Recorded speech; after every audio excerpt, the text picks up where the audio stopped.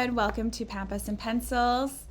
This is episode 8, and my name is Galee, owner of Pampas Gal.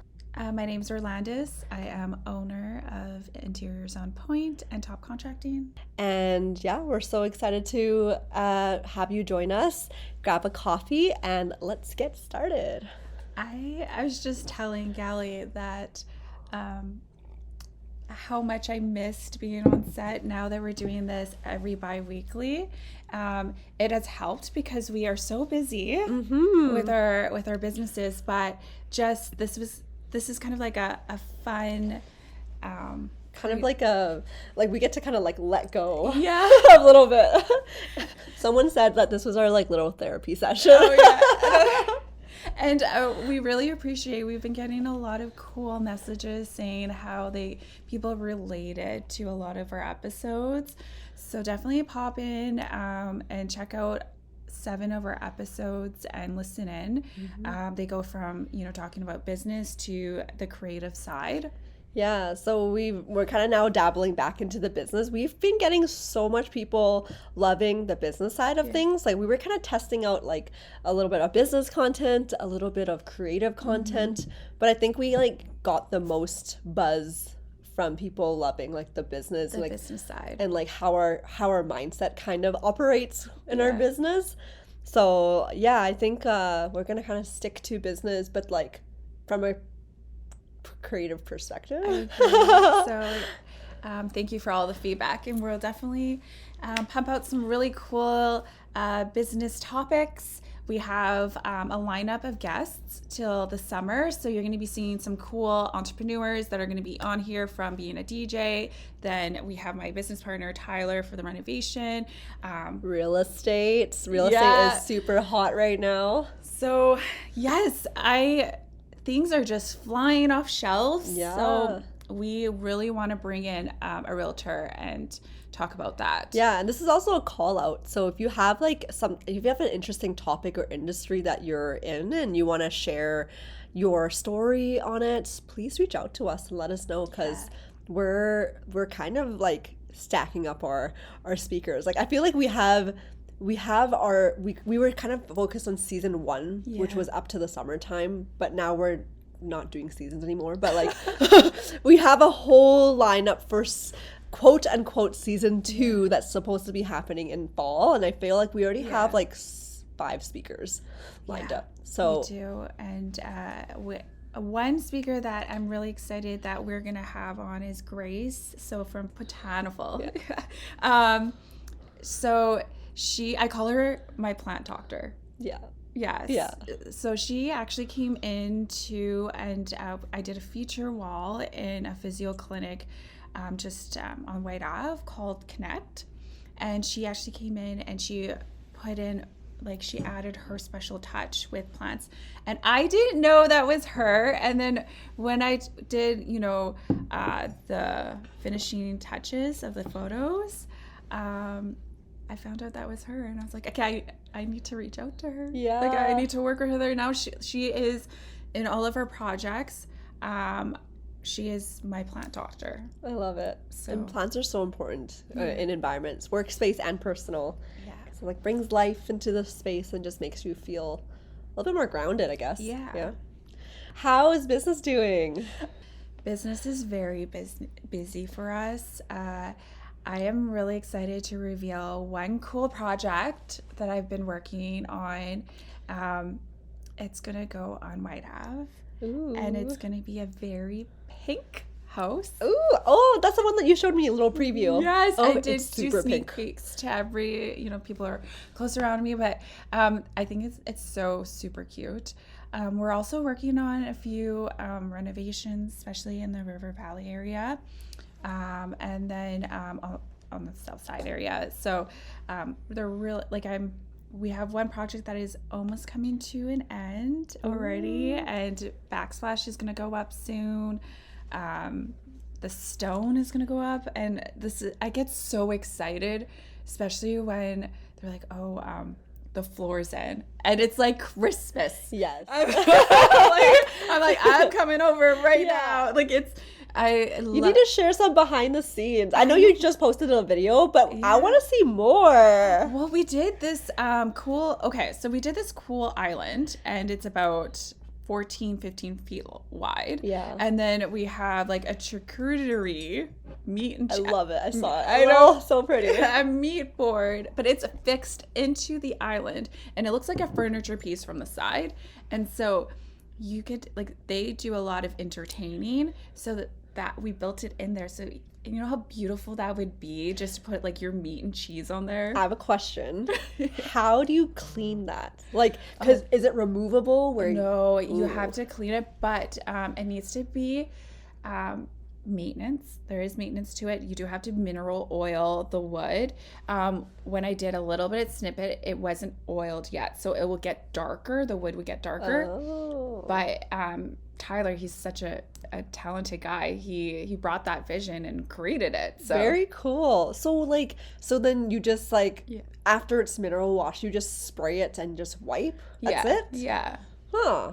Interesting. I'm so used to bringing my cutting board to the sink where I'm like scrubbing in case like there's like meat and all that stuff. I'm like, ooh, get rid of everything. Well, don't use it like as a cutting board. Like don't put your meat on there or raw meat. Not raw, but like your charcuterie needs to be okay. It's more for cosmetic look, right? Don't be putting raw meat and chopping it on there. I mean, in my Asian household, I'm sure if my mom came over and I had that on my island, she'd be like, okay. She'd probably plop like a raw chicken or something on there. She's like, oh, it's a cutting board. Oh my gosh. Yeah, no, for sure. That's so funny. So we're working on some really cool, exciting projects. We do have one lined up. A few projects lined up, so I'm just really excited to start sharing, because I've been really quiet on Interiors on Point and haven't shared any of the new stuff, but now I'm starting to share the new stuff. And I feel like that's like the process of interior design. You has been spending the last few months actually just managing the projects, and then now you get to share the final look of what they look like, almost like sharing the before and after. So it is a process though at the front end, because then you come with the design, then the selections, then the final, then anything that revised, and it takes it could take up to a few months just to get it pushed out. Yeah. To start building. So in the next little bit here, we're gonna see Orlandice's 3-month time span of work. It's gonna be like bang, bang, bang, bang, bang. All of her final. It's happening right now. I don't sleep. If anybody knows me, I'd be like, I'll wake up at 3, or I would be going I don't sleep. She's been following in my footsteps. I'm just a nap. She's like, Galee, I pulled an all-nighter, and I was like, Orlandice, what? That's not good. So it's funny, and then she's like, but I've been napping. Naps are a good one, but I am gonna take some time off for myself. You do need that around my birthday. Yeah, you're going to Vancouver. Yeah, and just kind of recoup. I need that. That's you should come with me. Oh, could I? You could. You actually could. Okay. Okay. Well, we'll talk a little bit more about that after. I'm looking for someone to pull me to another city. I'm like, I just need to leave. It's just a quick getaway. I went from extending it to shortening it up and then extending it again, and then I'm like, okay, I have work, so I'm middle extended and I'm going home and work. Yeah. Oh, that's exciting. Yeah. I need to get away. I texted Orlandice a couple of days ago. I was like, can we plan a trip to LA? Cause I just need a spontaneous trip. I feel like my entire life is so planned because of my business, and I'm I just want to pick a city, go spontaneously go, and just not have to think and plan my day. Well, you picked the right person to ask. I am there. We are really going to LA. Let's go. Well, how's business with you? Business has been good. Okay, so I've been delegating. Okay. I have a team of 4 now. Wow. Yeah, but they're all part-time. Yeah. But this one day I just sat down and I was like, hey, how do I structure my business so that I have more free time? Because I'm feeling a little like down, like I'm feeling a little down where I'm like I don't feel like I'm as involved with my friends and family, and that is negatively affecting me now. And before I was making excuses where I was like, no, I'm gonna work hard, play hard, so that like, all that stuff, and I'm okay with sacrificing playtime with friends and family. But I think I'm not starting to receive like the really bad end of the stick now, where I'm just so exhausted to even like wake up. I'm so exhausted to like do anything or even plan and schedule for the weekend to hang out with friends and family, and I'm like, I don't like that feeling. Oh yeah. So I'm trying to change my lifestyle now. I'm trying to like really delegate and be firm in that. And so I have I don't know if you want to hear my breakdown of my staff, but I thought it was really fun. No, I think that would help with, especially if there's an entrepreneur that is listening to how you are managing it. And yeah. Okay, so I'm gonna do a breakdown. Of course there's me, the owner, but I also wear different hats. So I'll talk about my hats and what I wear after. But I have my social media manager, so she manages all the content creation, styling my Instagram visual so that it like looks consistent on my feed. And then I have a girl who is managing only TikTok and Reels. So she's going to be my video creator. She's going to be taking snippets and then researching inspiration, researching what the trendy songs are, and then compiling videos, and then talking to my social media manager to make sure that like everything aligns visually. Oh, cool. So that's like 2 people. The next person is my email content creator. So she's the one who's in charge with engaging people on my newsletter. So I have over 1,300 people on my newsletter. That is a lot. So she's managing creating the emails, pushing them out every few days, and then analyzing the data and seeing how they're doing. Yeah. And then she's also connected with the social media manager, making sure that the messaging is going to be consistent. Yeah. And then I have another role, which is my web channel assistant. So she manages all the e-commerce channels. So it's going to be like my Walmart, Wayfair, The Bay, Loblaws, my actual website, but making sure that pictures are on point, captions are all consistent. If I add a new product, like she's going to be in charge of writing the captions and all that stuff, and also relaying with the social media manager and the newsletter person to make sure if we have a new product, all of that messaging gets transferred across everywhere. Yeah. So this is like my team so far. And how do you find it working, especially, do you have more time for yourself now? Yeah, I have more time to nap. I have more time to catch up on sleep. Which is so worth it. We could take that trip to LA in June. So it's nice. So like everyone now is, also my last role I forgot to mention, she is my product manager or product coordinator, I would say.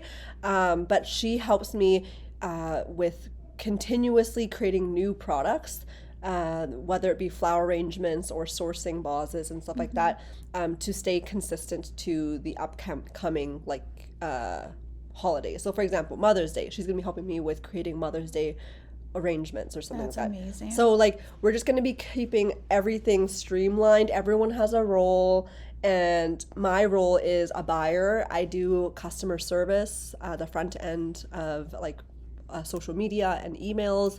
I also am the director, so I make sure that like everyone knows their role and like keep the timeline streamlined. So I guess I'm also a project manager. Yeah. And then I'm also doing, head marketing, so with the strategy and all that stuff. So yeah, that's kind of, so instead of wearing all of those hats, now I only have half the hats, which is so nice. Well, and once you start, like right now, I do have a helper. She actually helped me when I was first starting out. So she's back from maternity leave, and we are really great friends. So we have so much fun together, but she definitely helps with the admin side. Nice. I do have a few people that help me with the admin side. I do have a junior designer that assists me on drawings. Nice. But I know what you say, like, it's so hard to trickle those tasks down because you're so used to doing them. Like right now, I feel like I just built this team this week. So I just gave people their roles. So now I feel like I'm in healing mode. I'm like trying to catch up on sleep.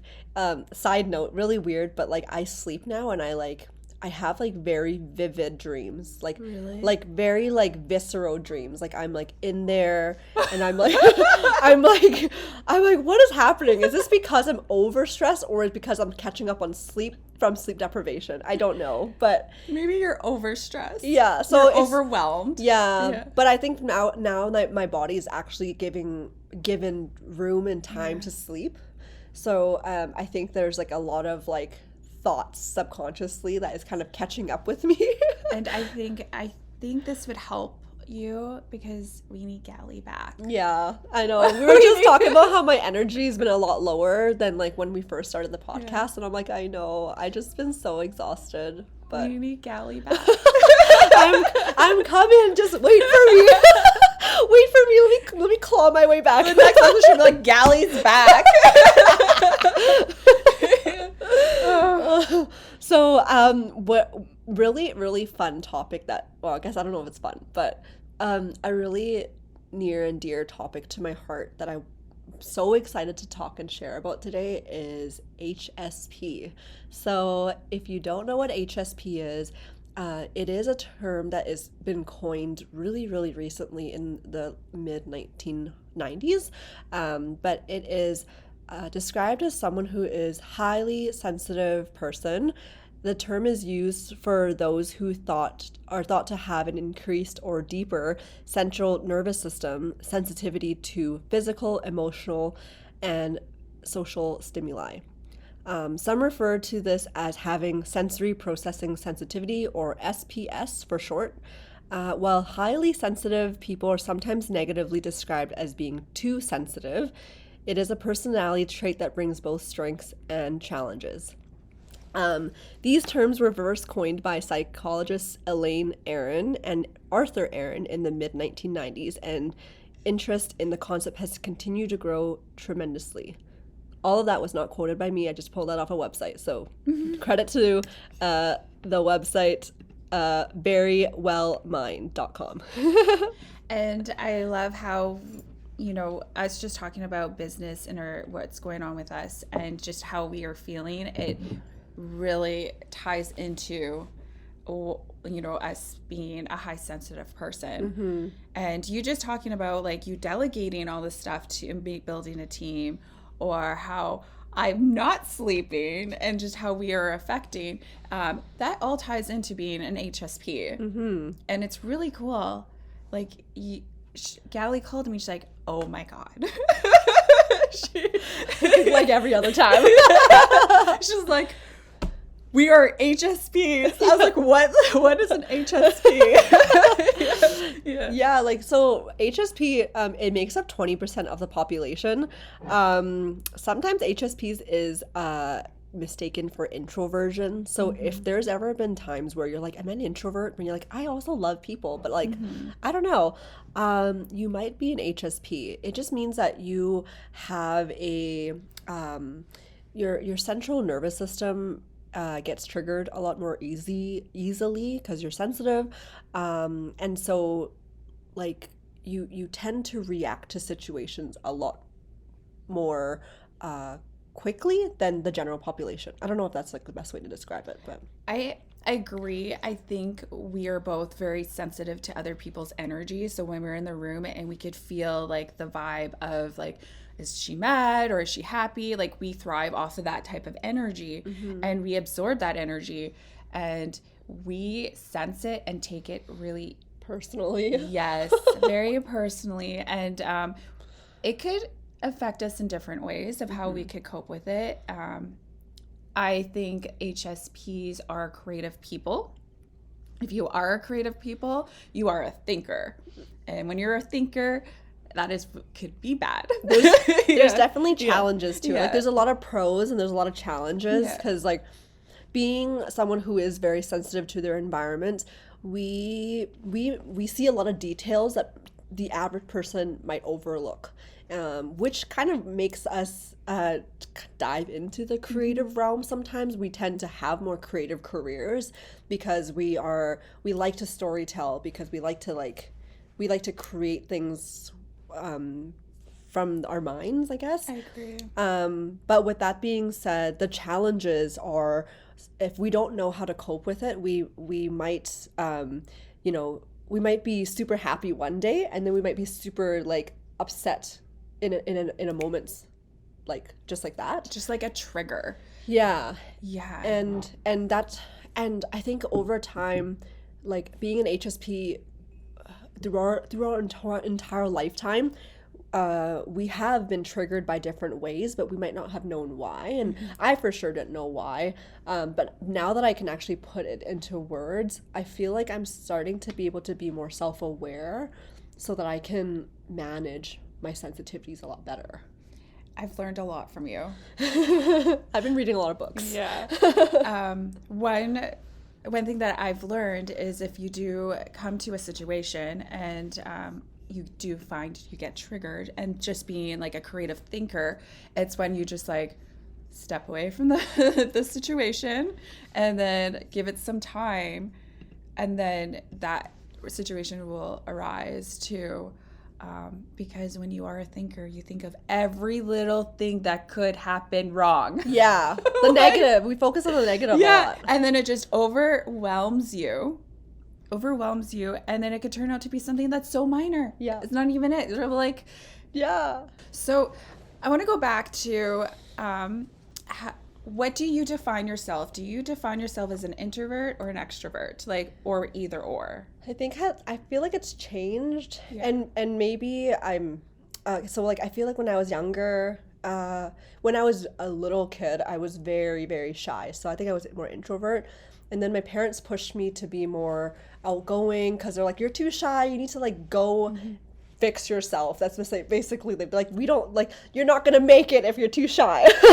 So then I was pushed to be more extroverted in high school and university, which I socialized so much, but I would also get overwhelmed really easily. So then post-university, now that I have a business, I feel like I'm more introverted because I'm like focusing heavily on the business I'm trying to build. And I get tired really easily. So like, but then now I know about HSP, so I'm like, I don't know if I'm an introvert or extrovert. I really don't know. I am very similar to, that's why we are so alike. It's because I feel like I'm an introvert.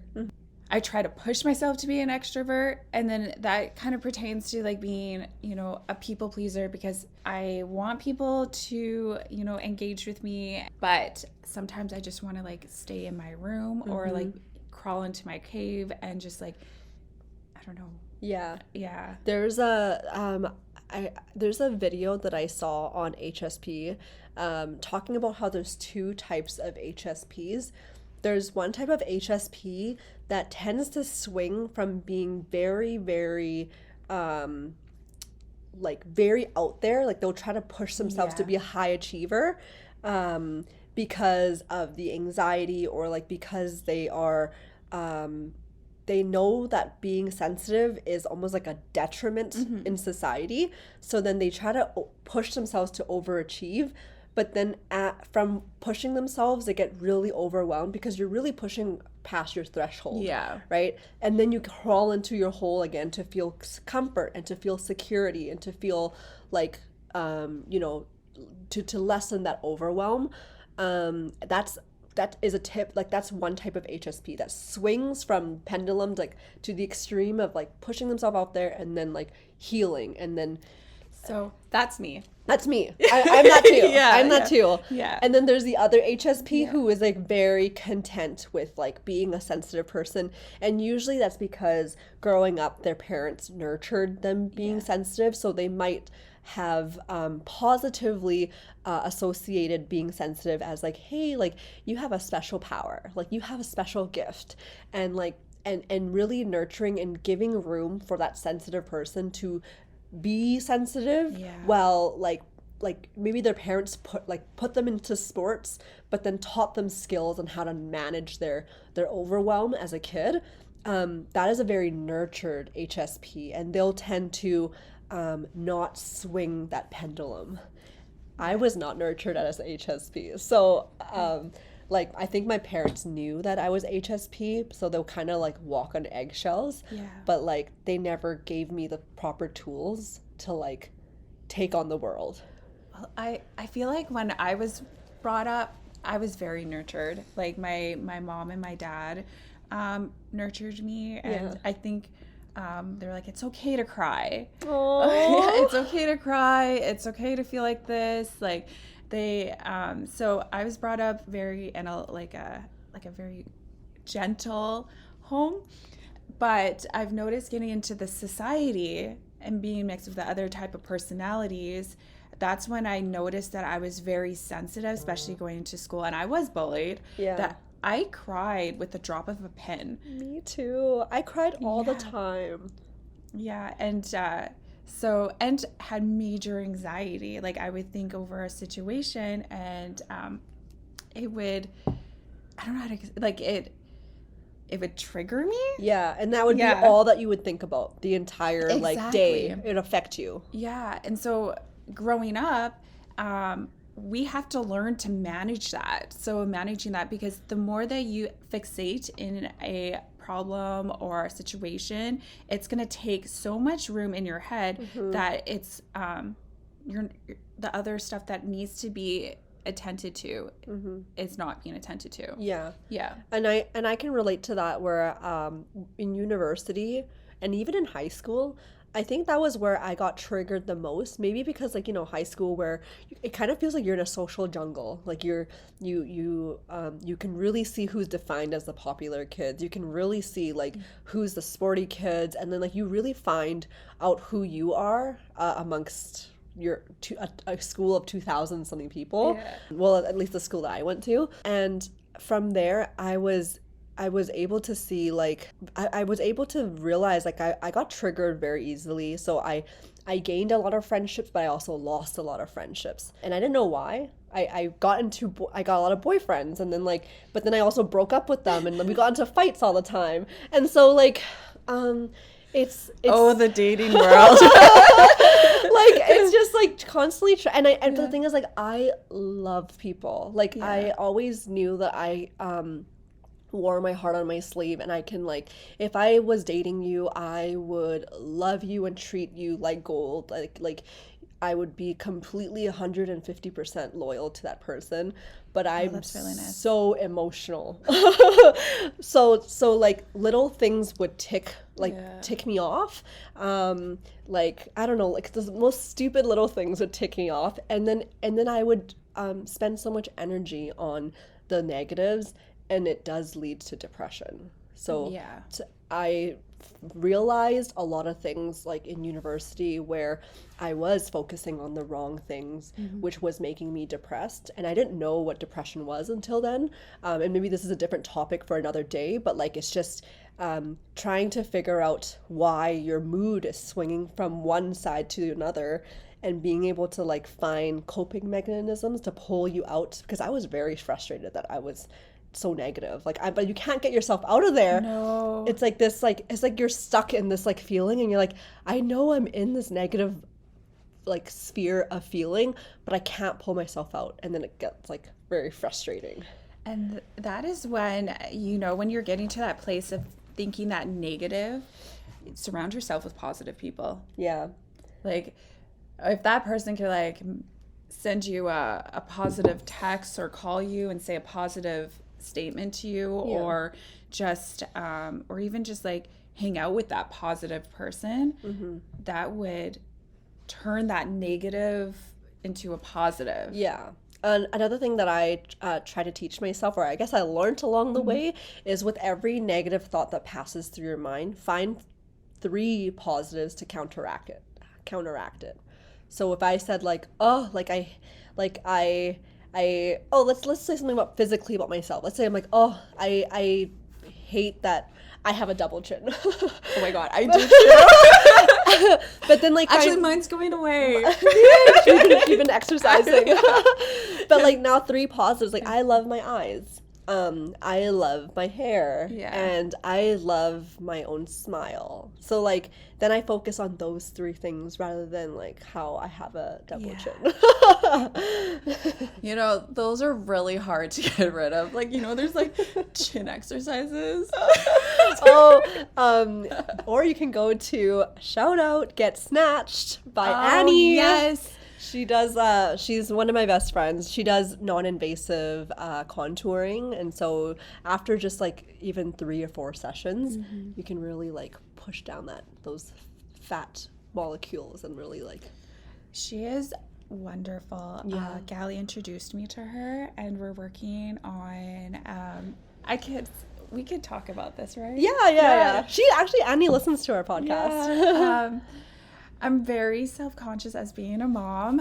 I have battle wounds, and I could probably relate to a lot of moms out there having those stretch marks around that belly area, and it really makes somebody insecure about their body, especially.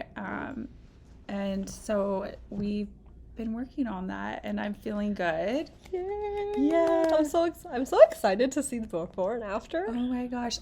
Thanks to Galee, she introduced me to her. She's wonderful. Yeah, so if you guys are interested, she does like contouring for belly. She does butt lifts, like it's all non-invasive, so no surgeries. But yeah, just like honestly, I did my waist contouring, and within 4 sessions, I was able to see like huge results. And if you go onto her Instagram, you'll see my before and after. It's insane. It's the one that has 3 photos, and it says 4 sessions after 4 sessions. It's basically like melting your fat cells and like letting it drain through your lymphatic system, and then you just have to like flush and drink lots of water and and it'll flush it all out, sort of thing. Yeah, it's really cool. Yeah, thanks, Annie. Yeah, shout out. Yeah. But yeah, let's go back to the HSP topic. How did you know that you're an HSP? Like when I described to you what HSP was, like what were some things that you're like, oh, okay, like this could be me, or like. Yeah. So I honestly didn't know I was until you told me. I knew I was very sensitive, but I didn't know there was a term out there. And so when you called me, you're like, Orlandice, I am an HSP, and I think you are too. Like 100% you are. So I did think about it. I am very sensitive. Yeah. And I get triggered a lot when it comes to, and I've noticed in the past year, like I've been going through my time, and just being surrounded by supportive and positive people really helps that mindset and keep you focus driven. Also too is to build your boundaries. Yeah, boundaries are so important. I didn't have boundaries. I've started building them up, and I'm noticing like you feel a lot better. Yeah. And and I absorb a lot of energy. So if I'm around in a crowd or by a client or by somebody, and if I could feel their mood, like I wear my heart on my sleeve, 100%. You'll know if I'm like, you know, like I'm very, I don't know, loving, I guess. Yeah. And like to be surrounded by people. I love being surrounded by people. I like to interact with people. Yeah. But there is when I do get very overwhelmed by that energy, that's when I swing the other way and want to go into my hole and just like heal. And when I could feel somebody's emotion, I feel it right away. Yeah.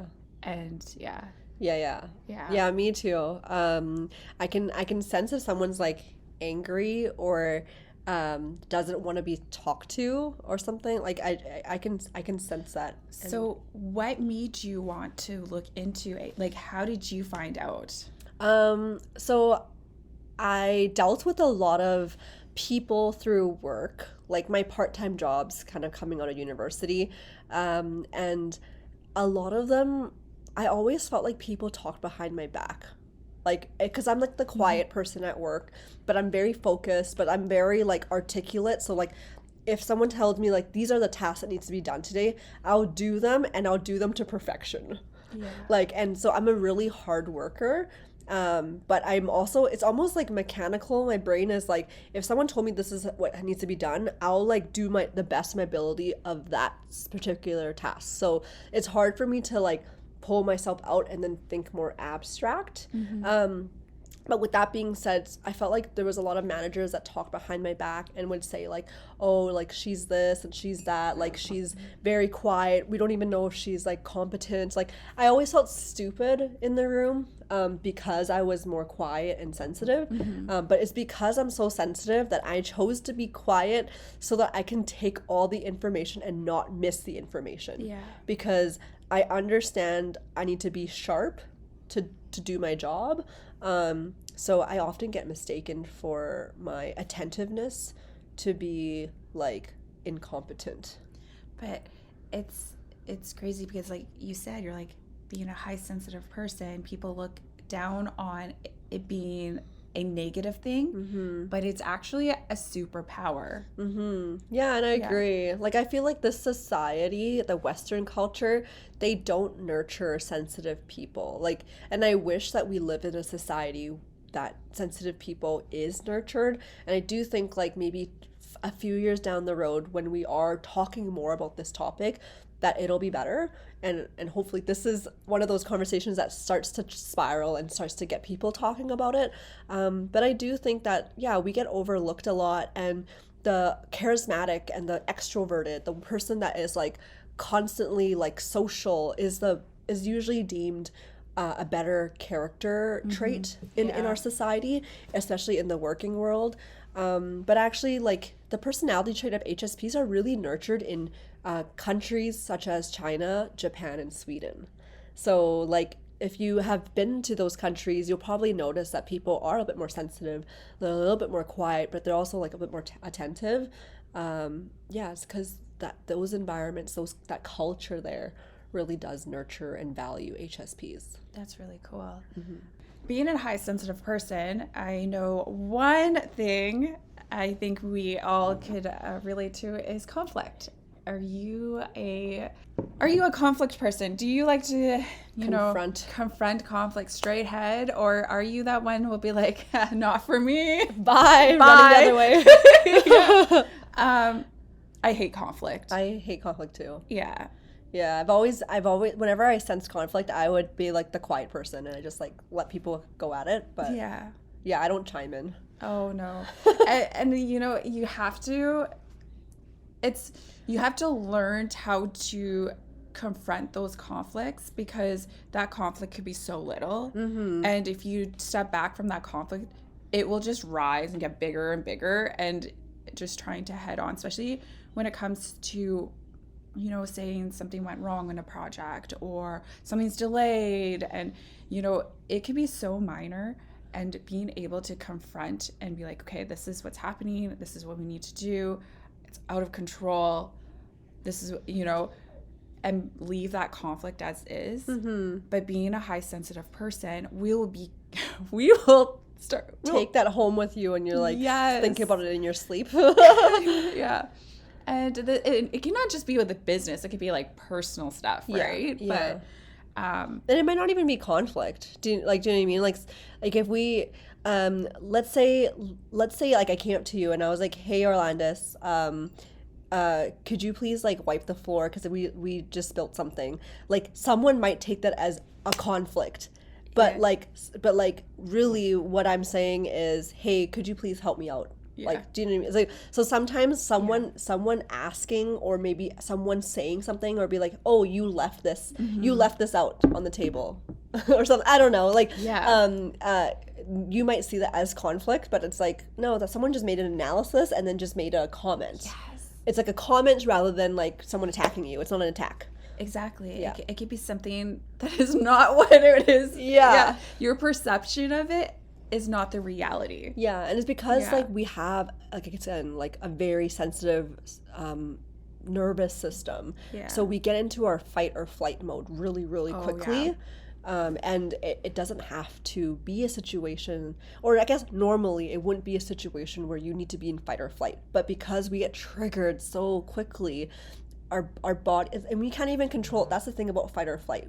It's not a logical response. It's a very emotional response where like it's like out of control. Yeah. And I did read into it. You actually are born with it. Like you could potentially have been traumatized from like a social situation after you're born, but typically people with HSP, our central nervous system is already sensitive from the moment we were born. Oh, that's really cool. Yeah. So we can't change it. We can try to change and be better with our thresholds, but if you are listening and you're not a sensitive person, I mean, we all have a different degree of sensitivity, but if you don't think that you're an HSP, you might know someone who's an HSP in your life and like how to cope with it. Yeah, like, they just need a little bit more nurturing. But with that being said, like I hate when people feel like they have to walk on eggshells around me, because it's like, just because I'm sensitive doesn't mean I have to be seen as a victim. Yeah. And oftentimes I do think that people treat HSPs as like, oh, like we need to like be like this around her because she needs special treatment. It's like, no, like I just need to be forewarned or I just need to communicate. Yeah. If you're crossing a boundary, I'm going to tell you. I might cry, but me crying does not signify that like you need to like fix something. Yeah. It's just like, oh. And I think communication is like having really good communication helps with being very sensitive, because that will help talk you off the edge kind of thing, right? Yeah. Words of affirmation is so important and vital for HSPs, because like if I'm crying and all you're like, hey Galee, like what you're feeling is super valid, it's okay, everything is gonna be okay. Like if you just like said those nurturing, securing, comforting words, my nervous system will naturally like go down faster. And it's so cool. If you guys have read the 5 love languages, it is life-changing. I think it's life-changing because then who you interact with, business, clientele, personal, family, who you interact with, it helps you know what their love language is so you can communicate in that. And I feel like also too is physical touch, like just give me a hug. Mm-hmm. Like give me a hug, everything's gonna be okay. Yeah. What's your like main? My main is it's a little different. Mine is like physical touch, so I do like to be hugged, and then I do like to mine's quality time. Yeah. And then words of affirmation too. Like you definitely do need to hear those positive words so you're okay. Yeah. What's yours? I think mine's changed over the years, but like I think right now, number 1 is words of affirmation, and then number 2 is value of time. Yeah.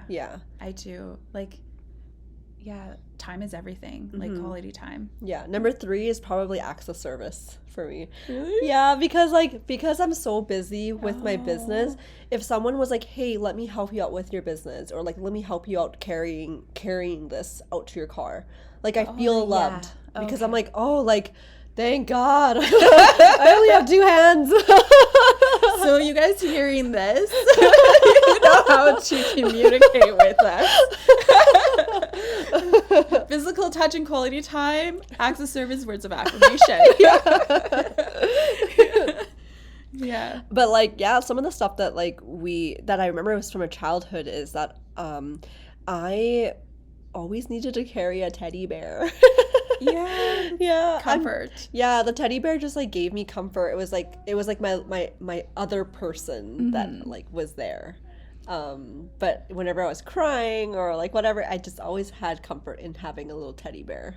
Really? Yeah. Oh, I feel like I like to be cuddled up in my own bed. Yeah. Oh, my bed is my little sanctuary too. Like I have so many pillows and blankets, and then have my candles. Yeah. It's like my own spa. Actually, with that being said, my bed is my sanctuary too, where I built it where I have a comforter that is like a down comforter, but it's like extra fluffy. Yeah. And then I would sleep on top of the comforter, and then my duvet is also extra fluffy, and I have an organic cotton like blanket on top. So like as I'm cuddling up in it, like my face touches it, and it's like super soft. It makes me feel so nice. And that's why, like, it's so cool when you are a designer, interior designer that designs spaces. We have to know what this type of stuff to make somebody very comfortable. Yeah. Yeah. Yeah. And the thing is, I think that's also why I love design, and I that's also why I love Pampas grass, because the visual of Pampas grass is very like soft. Yeah. And I think being an HSP, I do feel more like playing around with Pampas grass than the average person. Like when I try to explain to someone why I got into selling Pampas grass, I'm like, it just makes you feel so like comfortable and so like, I don't know, nurturing in my sensitivities. And some people are like, oh, I totally get it. And then some people are like, yeah, it's just pretty. It's because we have an extra enhance of feeling, being a highly sensitive person. Totally. And so we could relate that back into our work, our art, and I would be able to, I'm like, okay, I know exactly what that feeling is, and kind of portray it back into the design. It's kind of really cool. Yeah. And I think which is also why I think like the 20% of the population that is HSP or highly sensitive and in tuned to their environment, they will notice those little things that you put into your design. Whether it be like a really fuzzy pillow or like I don't know, like maybe the lighting is just not so bright and like hurting your eyes, like those little tiny sensitivities play in or would really comfort someone who is an HSP, and it just like it makes them love the design even more. Like the average person might have loved it anyways, but if you paid extra attention to that and put that into the design, then they're like, oh, I feel like everyone feels comfortable in it.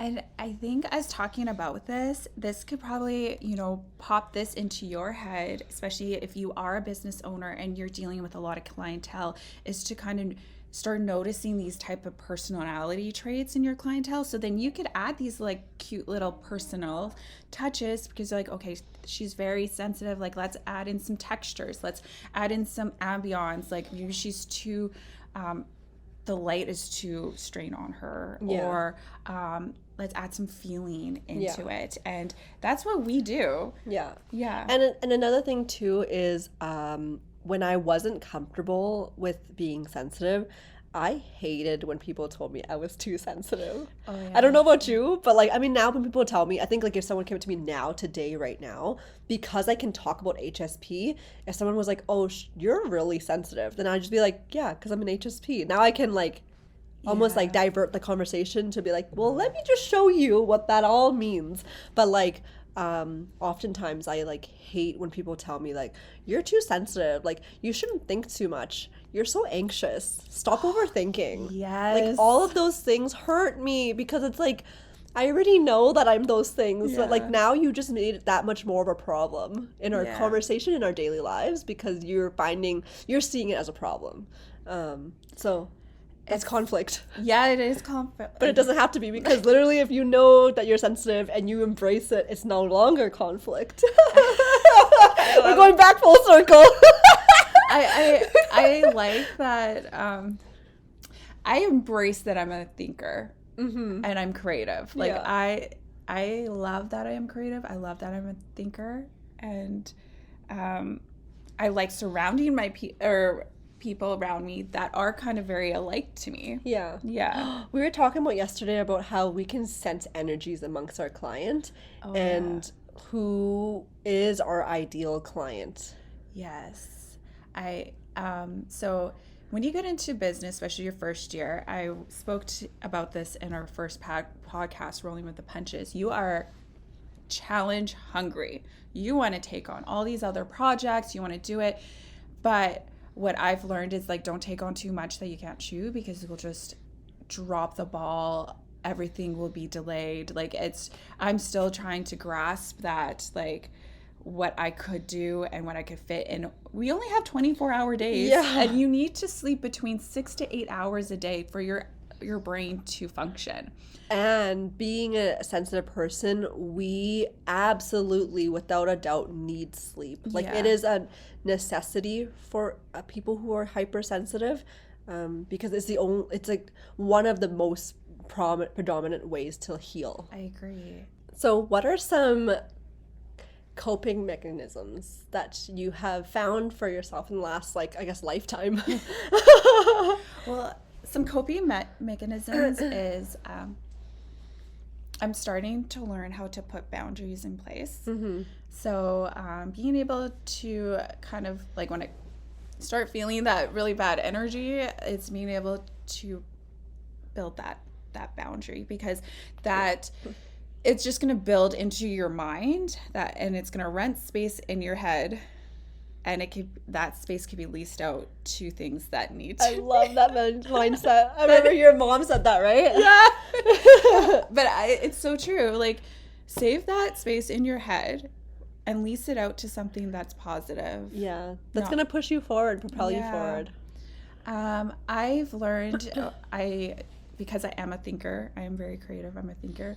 I learned to find ways to go, and nature is one. I like to run. 2, I found I like to be warm and cozy in the sauna. Oh, me too. Oh, yes. So I've been going to the sauna lots, like a lot, because I usually sit in there and I think, and that helps me detox and lose weight. Love it. Yeah. And think. That probably also helps with the contouring. Oh, yes. That's like really like complimentary. No, yeah. But when you do exercise, it helps release endorphins. Mm-hmm. So, and makes you feel good, and that helps with everything else. What's yours? Mine, I love aromatherapy and candles too. I love, like, petting my cat. Oh, I'm gonna add candles. I have lots of candles. Yeah, she has lots of candles. I love my candles too. I love, like, the more, like, herby candles. I also love all citrus candles, because like citrus uplifts energy. So, like, if I'm feeling a little down, then, like, that just, like, lights up my energy. I love the ocean, so I'm, like, so due for a vacation to, like, be next to an ocean. I also love singing. I love my naps. I love my nature. I love photography. So, like, a lot of, like, self-healing things. Like, I love that, like, I get to be by myself, and that really heals me. I actually am starting to like being by myself. Yeah. So I'm like, just it's so empowering when you just enjoy and love your own company, because you don't need anything else. Whereas, like, in the past, I used to not be as comfortable with my own company, and I always needed to find someone to hang out with. And it's, like, very dependent. Yes.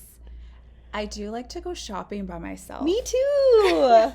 Like, me too. Because I'm not being that's like my thing, is like I like to go shopping by myself, gym and sauna. Like, love it. Yeah. Nice. I love to sit at libraries by myself.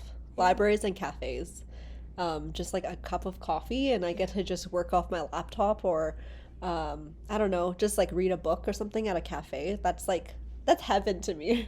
And doing these type of things helps you with, being productive in your daily lives, and for nurturing your business. Mm-hmm.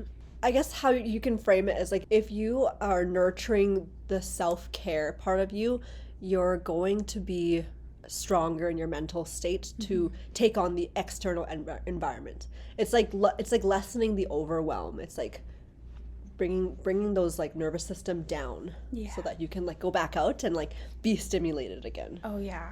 So I really hope this helped you guys. Yeah. Oh my gosh. I feel like this is a very vulnerable topic for me, and I'm like, to be able to get to share this is really nice, because I don't feel like I get to talk to anyone about this other than Orlandice.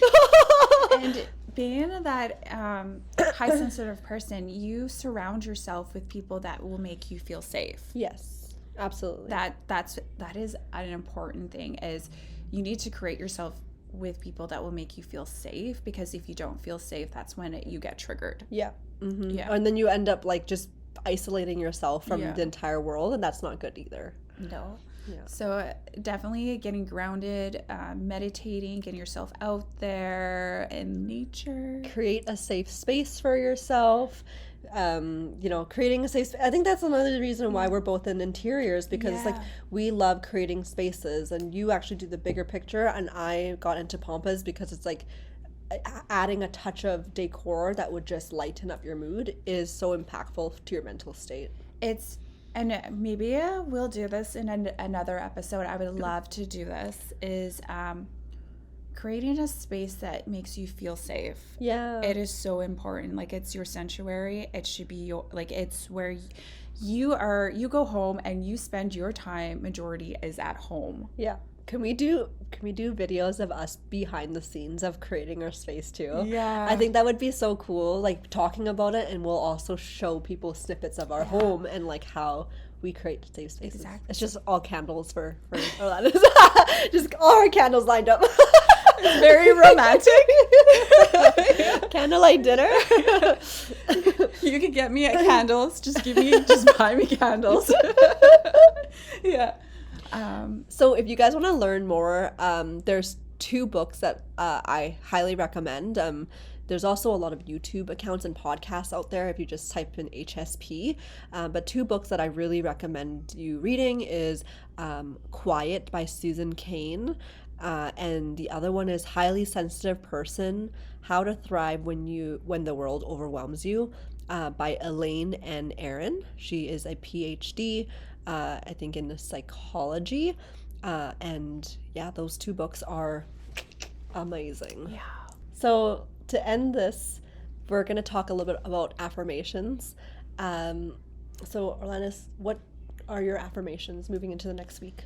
So my affirmation is, I'm going to steal Victoria's I am enough, because right now I'm really working on myself. I'm at the gym, and it's crazy. Every time you look at a picture or like a photo, and I'm going to be very vulnerable here. It's sometimes we pick ourselves apart, and I'm working on myself so I could feel good. And I'm starting to feel good. I'm starting to notice results. Like I'm running. I'm working on myself. And being able to get to the gym and do things, eat well and stuff, it's helping my mentality too. I want to just add that from the point that we started the podcast to now, I can see that even though your life is probably busier than it has been, I feel like you exude a different confidence. Like I can like sense I can sense like you're happy and you're confident and you're like sure of yourself. Yeah. And it's so beautiful to see. Oh, thank you. And my mom told me you should start loving yourself, because then nothing else matters, right? Mm-hmm. And it's so true, because nothing could hurt you. Yeah. Yeah. I truly believe in that. What is yours? So actually playing into this topic, the reason why I wanted to talk about highly sensitive person is because I feel like it hasn't been talked about and that I haven't talked about it. So my affirmation this week is that I am a sensitive person. Oh, and that it's good. Absolutely okay to be sensitive, because I fight myself a lot trying to counteract that I'm a sensitive person, pushing myself to be more extroverted. Mm-hmm. When I think I'd just be happier if I just told myself, Galee, it's okay to be sensitive. Yeah. And to really embrace being sensitive, and the people around you will love you for it. Mm-hmm. So yeah, that's really good too. I think that's what it is. Yeah. I love myself. I am sensitive. And it's a superpower. All of it is a superpower. Yeah. Oh, well, thank you guys so much for tuning into this episode. It really does mean so much to me to be able to share this episode and I hope that it opens up conversations in person, maybe even more on this throughout this podcast too, about how our personality traits kind of trickles into everything that we do. So, and just remember, it's a superpower. Yeah, there's so much positive with it. Yeah. So definitely subscribe to us. We our first episode, it's crazy, we had over 200 views. What? This is news? I didn't know this. On YouTube? On YouTube and on Spotify. Oh my gosh, crazy. So thank you. Keep watching us. Yeah, and keep letting us know what you guys think. Like, that fuels us. So yeah. And subscribe. Bye, guys.